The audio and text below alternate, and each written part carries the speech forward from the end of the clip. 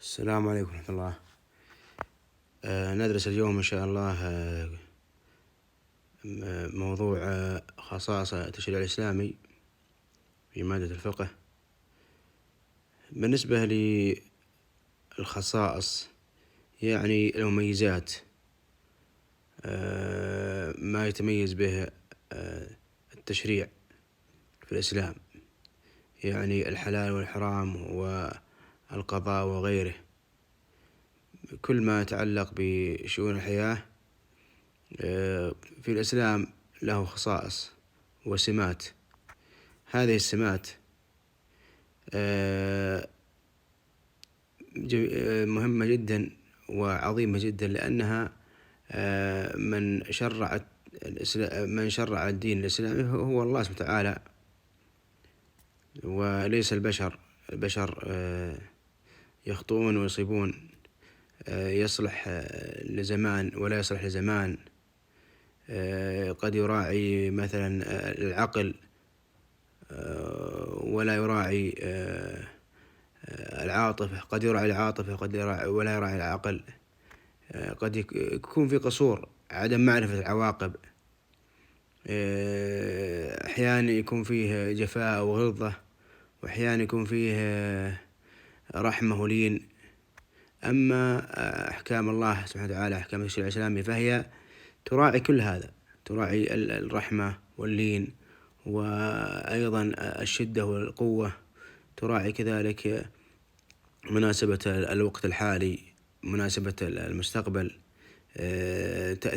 تأثير الحالة التشريعية هذه على المجتمع في المستقبل وفي الحاضر.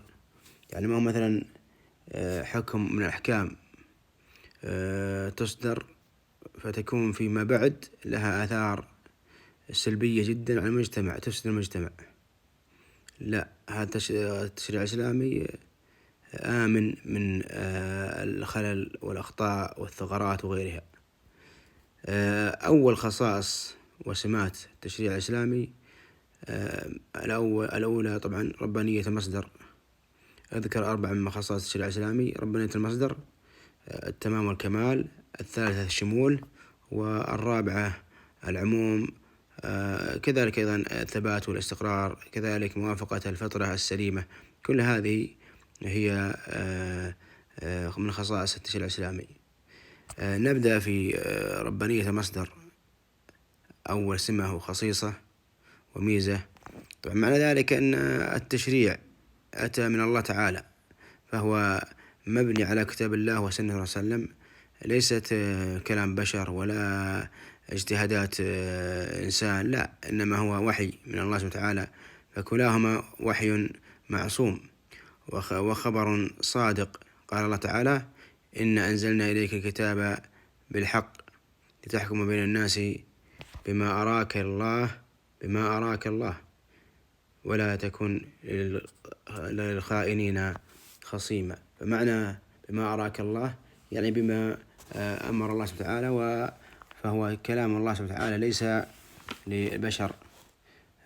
الله يقول: وعلى الله وسلم: وتقول علينا بالعطاء الأقاويل لأخذنا منه باليمين ثم لقطعنا منه بالوتين. إذن الرسول صلى الله عليه وسلم ما أتى بهذا الكلام من عنده، إنما هو من عند الله سبحانه وتعالى، فهو من الله سبحانه وتعالى. المصدر التشريعي من الله سبحانه وتعالى، ليس اجتهادات بشرية. ثانيا أنه تام وكامل وشامل ويصلح كل زمان ومكان. التمام والكمال، يقول تعالى: اليوم أكملت لكم دينكم وأتممت عليكم نعمتي ورضيت لكم الإسلام دينا. اليوم أكملت لكم دينكم. القرآن كامل، لا ينقص ولا يكون فيه عيب وغير ذلك. إذن اليوم أكملت لكم دينكم، يقول تعالى: اليوم أكملت لكم دينكم وأتممت عليكم نعمتي ورضيت لكم الإسلام دينا، فهو تام وكامل. وهذا يقتضي أن الشريعة لا يمكن أن يكون فيها نقص بوجه من الوجوه، وما استجد من مسائل فترد إلى الكتاب والسنة والإجماع والقياس الصحيح. القرآن يعني هناك أحكام شاملة، يعني أحكام عامة حتى الأمور الجديدة نستطيع أن من خلال القوانين أو الأنظمة والتشريع الشامل أن نحكم عليها. مثلا كل مسكن حرام، ما في شيء اسمه اجتهادات، هذا والله جديد، نوع جديد من المسكر، لا خلاص كل مسكر حرام، ما أسكر كثيره فقليله حرام، هذا تشريع.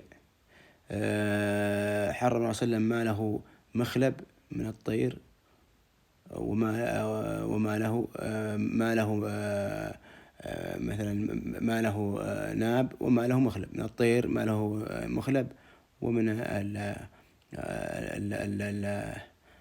الحيوان ما له ناب، يعني آكلة اللحوم، سواء كانت من الطيور أو من المفترسات الأخرى، السباع وغيرها.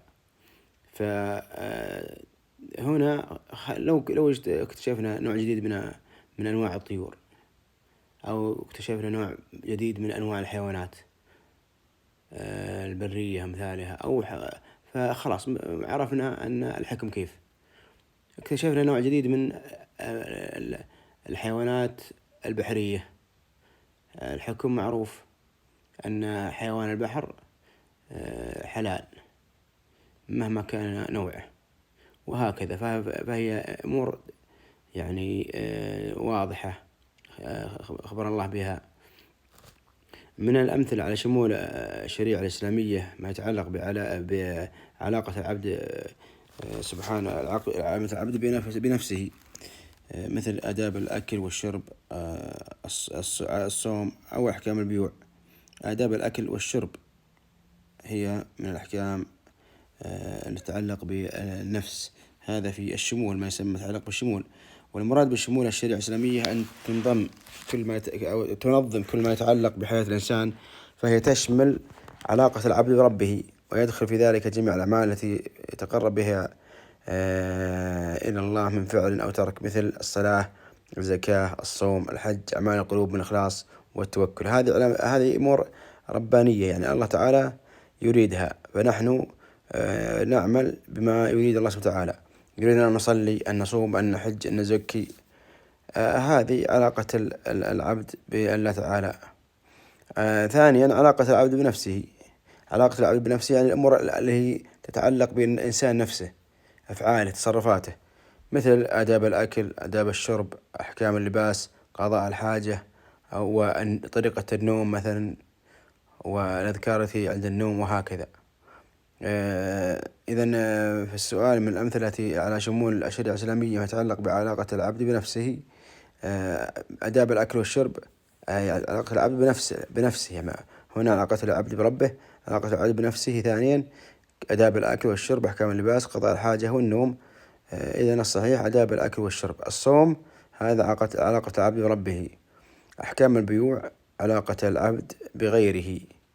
إذن ثالثا علاقة العبد بغيره، مثل أحكام البيوع، العقود بأنواعها، بيع والشراء، الربا، سواء كان حلال أو حرام، أيا كان نوع التعامل مع الغير. نظام الدولة في شؤون السياسة والاقتصاد والتعليم والقضاء وغيرها، هذا رابع، فهي شاملة مع علاقة العبد بربه، علاقة العبد بنفسه، علاقة العبد بغيره. نظام الدولة في شؤون السياسة والاقتصاد والتعليم والقضاء وغيرها، كل هذه يعني شاملتها الشريعة. رابعا العموم. من خصائص التشريع الإسلامي وسماته وميزاته العموم والصلاحية لكل زمان ومكان، أنه عام شامل كامل صالح لكل زمان ومكان. جاءت الشريعة الإسلامية، طبعا ما معنى المراد أو ما المراد بالعموم والصلاحية لكل زمان ومكان؟ أنها هذه الأحكام جاءت بها الشريعة الإسلامية بهذه الأحكام والتشريعات لتلبية حاجات الناس جميعا على اختلاف أجناسهم وألوانهم، وكذلك بلدانهم وأزمانهم وغير ذلك، وتباين عاداتهم وتقاليدهم واختلاف أصولهم وتواريخهم، وكل ما يتعلق بالزمان والمكان والنوع والجنس وغير ذلك. قال تعالى: قل يا أيها الناس إني رسول الله إليكم جميعا. في القرآن للناس أجمعين، والدين الإسلامي يعني صالح لكل أحد ولكل زمان ومكان. الخامس الثبات والاستقرار، أن القرآن أن الأحكام ثابتة مستقرة، ما هو كل يوم يتغير شيء منها ويتبدل، لا، إنما هي دائما مستقرة. لا يكون الموضوع موضوع والله اجتهاد أو موضوع مثلا عاطفة أو غير ذلك. إذا إنسان سرق وهو من شيء من الأشراف ومن الناس اللي لهم مكانة تركوه، وإن كان من المساكين والفقراء قاموا على حد، لا، الجميع سواسية. فالشريعة الإسلامية ثابتة مستقرة بثبات الأصول التي استمدت منها، فهي غير خاضعة للتعديل والتغيير بتغير الظروف والأحوال، كما هو الحال في جميع القوانين والأنظمة الوضعية، كما قال تعالى: وتمت كلمة ربك صدقا وعدلا لا مبدل لكلماته وهو السميع العليم. إذن الشريعة الإسلامية ثابتة مستقرة بثبات الأصول التي استمدت منها، فهي غير خاضعة للتعديل والتغيير بتغير الظروف والأحوال، كما هو الحال في جميع القوانين والأنظمة الوضعية، فهي دائما ثابتة، دائما لا تتغير ولا تتبدل، لأن الذي نأخذ منها لا يتبدل ولا يتغير، كلام الله وكلام الله صلى الله عليه وسلم، فهي ثابتة. صح أم خطأ؟ الشريعة الإسلامية مستقرة بثبات الأصول، فهي لا تخضع للتعديل والتغيير بتغير الظروف والأحوال. نعم صحيح. إذن هي ثابتة بثبات الأصول. وش الأصول؟ الأصول هي القرآن والسنة، وما ينبني عليها مثل الإجماع والقياس، سادسا موافقة الفطرة السليمة، أنها توافق الفطرة والعقل والمنطق، لا تكون معاكسة تأتي بأمور يعني ضد العقل والمنطق، كما نرى في التشريعات الغربية وغيرها. يعني نرى الآن أشياء ما يفكر فيها إنسان عاقل أبدا، لكن هم يعتقدون منها من الحريات. الإسلام لا يعتقد أن هذه الحريات، لأنها لا توافق الفطرة السليمة ولا العقل السليم، تؤثر على الإنسان وعلى المستقبل، على العقول، على المواليد، على كذلك تأتي بالأمراض وغير ذلك. فكل هذه الأشياء إذا كانت تؤثر عليها فهي محرمة في الإسلام. موافقة إذن الفطرة السليمة، كما قال تعالى: فأقم وجهك للدين حنيفا فطرة الله التي فطر الناس عليها لا تبديل لخلق الله ذلك الدين القيم ولكن أكثر الناس لا يعلمون. فأقم وجهك للدين حنيفا يعني اعمل بما أمر الله سبحانه وتعالى، فطرة الله التي فطر الناس عليها. طبعا فأقم وجهك للدين حنيفا، الحنيفية معناها العبادة لله وحده سبحانه وتعالى بدون زيادة ونقص، بدون عبادة غير الله تعالى وغير ذلك. فطرة الله التي فطر الناس عليها لا تبديل لخلق الله، فهي الفطرة التي فطر الناس عليها ولا تبديل فيها، ذلك الدين القيم ولكن أكثر الناس لا يعلمون. فكل ما شرعه الله لنا من الدين من العبادات والمعاملات وغيرها موافق للفطرة. هذا والله أعلم، وصلى محمد وعلى آله وصحبه وسلم.